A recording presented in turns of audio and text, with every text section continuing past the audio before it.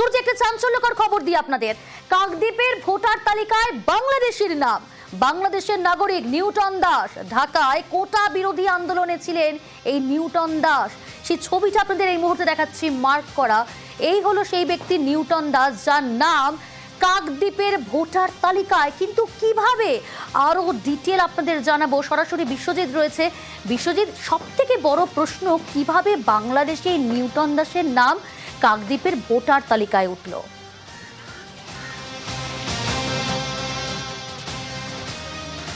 হ্যাঁ দেখো, এইটাই কিন্তু সব থেকে এই মুহূর্তে বড় প্রশ্ন, এবং সেটাই বিভিন্ন মহল কিন্তু এই প্রশ্ন তুলতে শুরু করেছে। যেখানে যে ছবিটা তুমি দেখতে পাচ্ছ, নিউটন দাস, তিনি কিন্তু জুলাইয়ের যে কোটা আন্দোলন বাংলাদেশে হয়েছিল, একদম সক্রিয়ভাবে সেখানে সেই কোটা আন্দোলনে কিন্তু তিনি ভূমিকা গ্রহণ করেছিলেন। এবং তিনি যেটা ভিডিও বার্তা দিয়েছেন, সেই ভিডিও বার্তাতে তিনি আবার দাবি করছেন যে তিনি কাকদ্বীপের সুভাষনগরের প্রথমঘেরি এলাকার হারুট পয়েন্ট কোস্টাল থানার অন্তর্গত প্রথমঘেরি এলাকার বাসিন্দার, এবং তার এখানে ভোটারে নাম রয়েছে। এবং তিনি 2014 সালে ভোটারের নাম তোলেন এবং ভোটও দেন, এবং 17 সালে তার ভোটার কার্ডটি হারিয়ে যায়, এবং তারপরে আবারও তিনি তার পরিচয়পত্র তোলেন। শুধু ভোটার কার্ড নয়, আধার কার্ড থেকে শুরু করে সমস্ত কিছু কিন্তু তিনি ডকুমেন্ট তৈরি করে ফেলেছেন।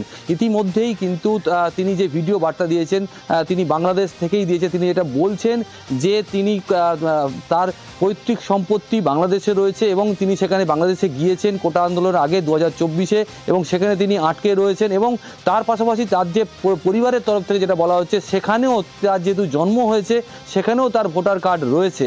তাহলে দুটো জায়গায় ভোটার কার্ড কীভাবে হলো, সেটা নিয়ে কিন্তু এই মুহূর্তে বিভিন্ন মহলে কিন্তু একদম প্রশ্ন তুলতে শুরু করেছে। এবং তার পাশাপাশি আরও একটা উল্লেখযোগ্য বিষয়, প্রিয়াঙ্কা, তুমি দেখো, যেহেতু 2024-এ যে বাংলাদেশে গিয়েছে, তাহলে সে কি এই ভারতবর্ষের এই ভোটার কার্ড দিয়ে পাসপোর্ট তৈরি করে কি বাংলাদেশে গেল, না কি না যেভাবে বাংলাদেশ থেকে অনুপ্রবেশ হয়েছে সেই পথে চোরাচালানভাবে সেইভাবে কি গেল, সেটা নিয়ে কিন্তু এই মুহূর্তে বিরোধীরা এবং যারা স্থানীয় মানুষজনরা রয়েছে, তারা কিন্তু প্রশ্ন তুলতে শুরু করেছে। প্রিয়াঙ্কা, বেশ, নমস্কার, আমি নিউটন দাস, আমি কাকদ্বীপের বাসিন্দা। আমি আমার পূর্বপুরুষদের জায়গা সংক্রান্ত বিষয়ের কারণে, যেহেতু আমি ওয়ারিশ হই, 2024 সালে আমাকে একবার বাংলাদেশে আসতে হয়। এসেই আমি জুলাইয়ের বিপ্লবের মুখে পড়ে যাই। সেই সব বিষয়ে উল্লেখ করে দেখলাম আমাকে নিয়ে একটা ভিডিও বার্তা বিভিন্ন মিডিয়াতে ছড়ানো হয়েছে, যেটা সম্পূর্ণ গুজব। এগুলো সমস্ত কিছু চক্রান্ত। 2014 সাল থেকে কাকদ্বীপের ভোটার, আদার সমস্ত কিছু আছে। 2017 সালে আমার ভোটার কার্ডটি হারিয়ে যায়। 2018 সালে আমি আবার আমাদের বিধায়কের সহযোগিতা নিয়ে আমি আবার আমার কার্ডটি তুলি। আইনের প্রতি যথেষ্ট শ্রদ্ধাশীল। আপনারা শুনলেন নিউটন দাস, তার দাবি এবং বক্তব্য।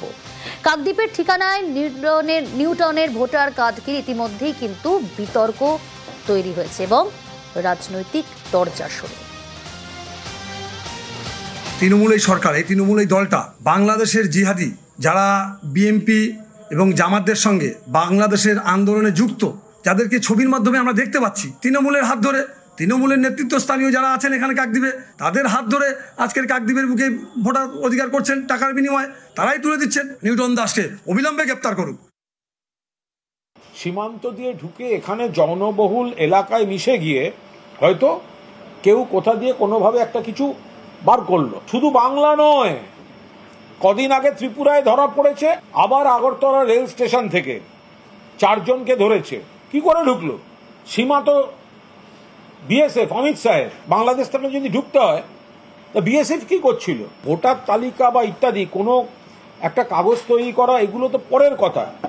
সীমান্ত থেকে ঢুকছে, এটাই তো বিজেপির ফেলিওর।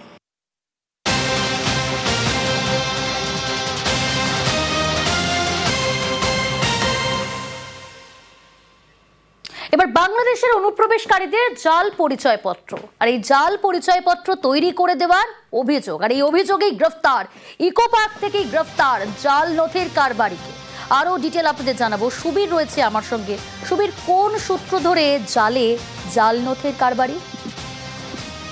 দেখো, 2 সপ্তাহ আগে 3 জন বাংলাদেশ অনুপ্রবেশকারীকে গ্রেপ্তার করেছিল রওরা থানার পুলিশ এবং তাদেরকে হেফাজতে নিয়ে তাদেরকে কিন্তু জিজ্ঞাসাবাদ করা হয় এবং যেটা মুখে কিন্তু তারা স্বীকার করে যে এই যে মোহাম্মদ জিয়াউদ্দিন মন্ডল তিনি নিউ টাউনে থাকেন এবং ইকো পার্ক থানার এই যে ঘুনি পঞ্চায়েত এলাকা, সেখানে গতকাল গভীর রাতে রওরা থানার একটি তদন্তকারী দল তারা অভিযান চালায় এবং অভিযান চালিয়ে কিন্তু একে হাতে ধরে ফেলে এবং তাকে কিন্তু রওরা থানায় নিয়ে আসা হয়। আজকে বারাকপুর আদালতে তাকে পাঠানো হলে রওরা থানার বিচারক কিন্তু 5 দিনের পুলিশি হেফাজতে নির্দেশ দিয়েছে এবং তাকে কিন্তু দফা দফা জিজ্ঞাসাবাদ করা হচ্ছে যে তার সঙ্গে কোন কোন চক্র বা কারা কারা এর সঙ্গে যুক্ত রয়েছে, তাদের খুঁজেও কিন্তু বিভিন্ন জায়গায় তল্লাশি চালাচ্ছে রওরা থানার পুলিশ। বেশ।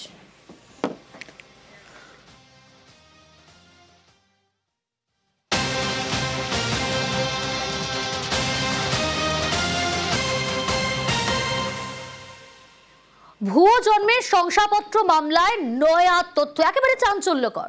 ভুয়ো শংসাপত্র তৈরিতে ডিজিটাল সই এবং কিউআর কোড জাল, বাজেয়াপ্ত একাধিক শংসাপত্র পরীক্ষা করে এমনই তথ্য সামনে এলো।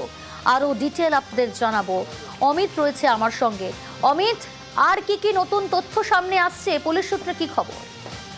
আপাত দৃষ্টিতে এই সমস্ত সার্টিফিকেট বা জন্মের শংসাপত্র দেখে জাল মনে নেওয়া হতে পারে, কিন্তু যখন পরীক্ষা করা হবে, যখন এক্সাম করা হবে যে এটা আদতেও সঠিক শংসাপত্র নাকি এটি ফেক, সেক্ষেত্রে কিউআর কোড এবং সই এই সমস্ত বিষয় যখন পরীক্ষা করা হয় বা চেক করা হয়, তখন সেক্ষেত্রে দেখা যাচ্ছে যে সমস্ত শংসাপত্র এই মুহূর্তে ভুয়ো বলে কলকাতা পুলিশের হাতে এসছে, তাতে যে ডিজিটাল সিগনেচার এবং যে কিউআর কোড ব্যবহার করা হয়েছে সেগুলো ফেক বা ভুয়ো বলেই মনে করছে তদন্তকারীরা। কারণ অরিজিনাল বার্থ সার্টিফিকেটের ক্ষেত্রে যে কিউআর কোড বা সেখানে ডিজিটাল সিগনেচার থাকে, তা যেখান থেকে এই সমস্ত বার্থ সার্টিফিকেট ইস্যু হয় সেখানকার যিনি অফিসার থাকেন তার সিগনেচার কিন্তু সেখানে ডিজিটাল সিগনেচার ইউজ করা হয়ে থাকে। সেক্ষেত্রে এই যে পাঠানখালী গ্রাম পঞ্চায়েত থেকে যে 3500 ভুয়ো বার্থ সার্টিফিকেট ইস্যু হয়েছিল, সেখানে যে ডিজিটাল সিগনেচার বা যে হলোগ্রাম বা কিউআর কোড ব্যবহার করা হয়েছে তা পুরোটাই জাল করা হয়েছে বা ভুয়ো সেটা ব্যবহার করা হয়েছে, এমনটাকে তথ্য উঠে আসছে। সব মিলে তদন্ত এগিয়ে নিয়ে যাচ্ছে। গৌতম সর্দারকে গ্রেপ্তার করা হয়েছে, তিনি পাঠানখালী পঞ্চায়েতের অস্থায়ী কর্মী। তাকে জেরা করে আরো বেশ কিছু তার র্যাকেটের এজেন্ট সাব এজেন্টের কিন্তু তথ্য জানতে চাইছে কলকাতা পুলিশ। অন্যদিকে শুধু পাঠানখালী নয়, হাওড়ার উলুবেড়িয়া, ত্রিপুরে বিভিন্ন জায়গাতেও তাদের এজেন্ট সাব এজেন্ট রয়েছে, তাদেরও কিন্তু সন্ধান চালানো শুরু হয়েছে। বেশ।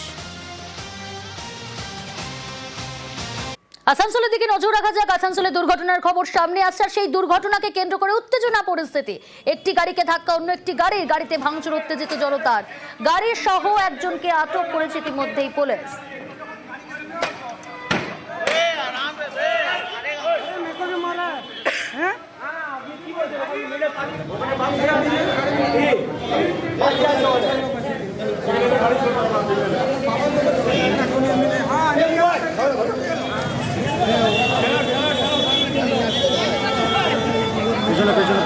পেছনে